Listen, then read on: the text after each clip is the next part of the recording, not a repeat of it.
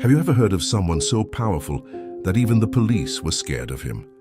Today we're talking about John Gotti, a man who went from a poor kid on the streets of New York to the most famous gangster in America. John Gotti was born in 1940 in the Bronx, New York. His family was very poor. He had 12 brothers and sisters, and they never had enough money for food or nice clothes. When John was young, he looked around his neighborhood and saw one group of men who always had money, wore nice suits, and everyone respected them. They were the mafia, also called the mob. To little John, they looked like kings. So instead of staying in school, John started running errands for these men.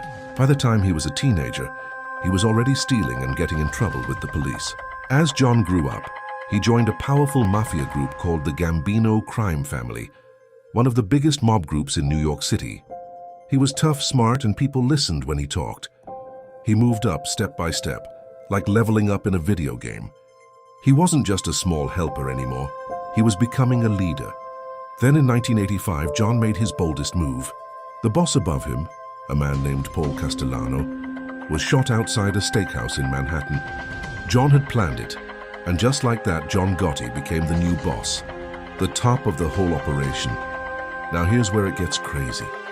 The FBI, the government's top police, really wanted to arrest John.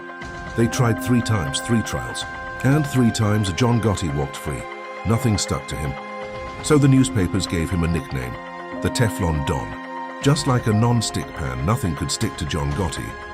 He loved the attention. He wore expensive suits, threw big parties, and smiled for the cameras. He acted more like a celebrity than a criminal. But the FBI didn't give up. They found John's biggest weakness. One of his own trusted men, named Sammy the Bull Gravano, decided to turn against him and tell the government everything. This time, the FBI also had secret recordings, tapes of John saying things he should never have said out loud. In 1992, John Gotti was found guilty of murder and running a criminal organization. The judge gave him life in prison, meaning he would never be a free man again. The Teflon Don had finally been caught. John Gotti died in prison in 2002 from cancer. He was 61 years old.